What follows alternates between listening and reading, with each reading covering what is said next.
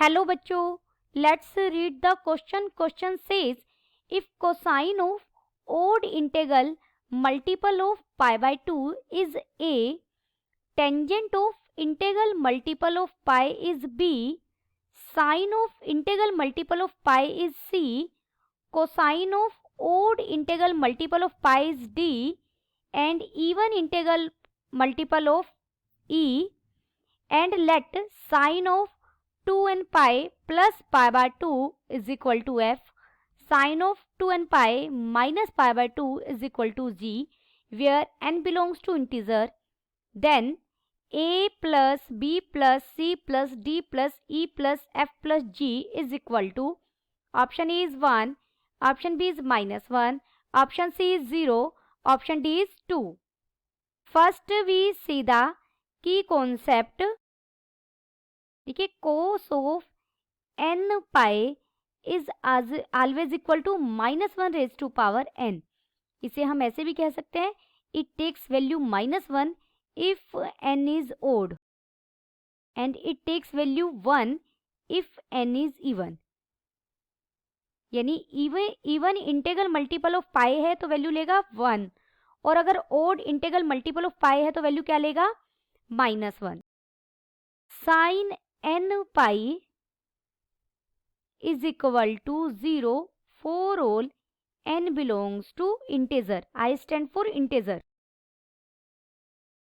अब हमें a क्या दिया गया है? a है cosine of odd integral multiple of pi.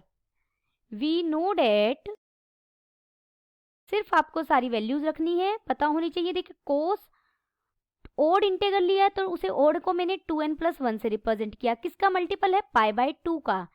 Is always 0. इसकी वैल्यू हमेशा क्या होती है? 0.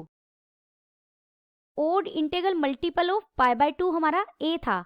देयरफॉर इस बात का मतलब क्या है? मुझे a की वैल्यू मिल गई कितनी? 0. b हमने किसे कहा है? Tangent of integral multiple of पाई.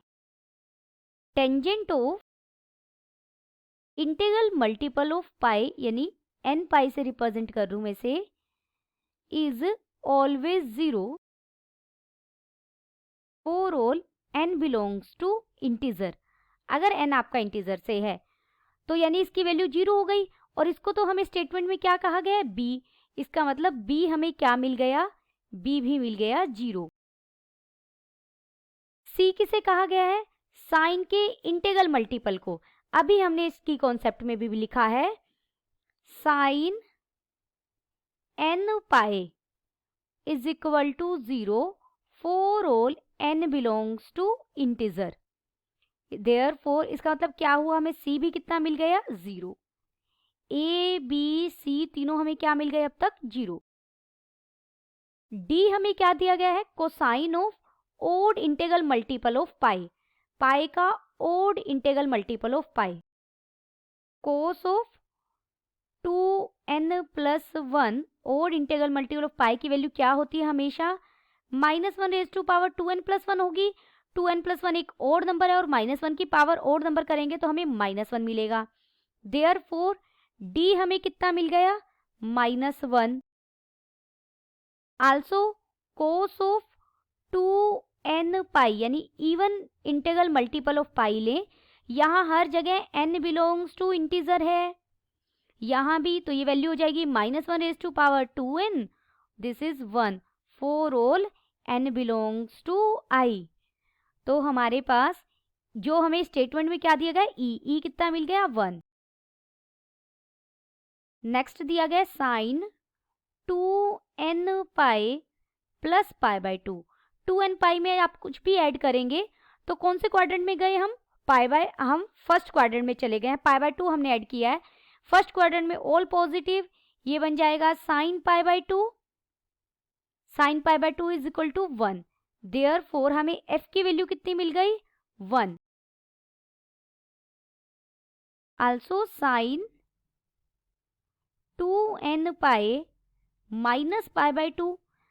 कौन से क्वाड्रेंट में गए हम? फोर्थ क्वाड्रेंट में साइन नेगेटिव होता है तो ये माइनस साइन पाई बाय 2 बन जाएगा एंड इट टेक्स वैल्यू -1. तो g की वैल्यू हमें कितनी मिल गई? -1। हमें सारी वैल्यूज मिल गई हैं। अब हम इजीली फाइंड आउट कर सकते हैं। Now a plus b plus c plus d plus e plus f plus g क्या हो जाएगा? देखिए a भी 0, b भी 0, c भी 0, d क्या है? -1, e क्या है? 1, f क्या है? 1, g क्या है? -1। ये आपस में कट जाएंगे तो हमें कितनी मिली इसकी वैल्यू? 0। देयरफॉर ऑप्शन हमारा कौन सा सही हो गया? Option C is correct. Option C is correct and all other options are incorrect. Hope you understood it well. Best of luck.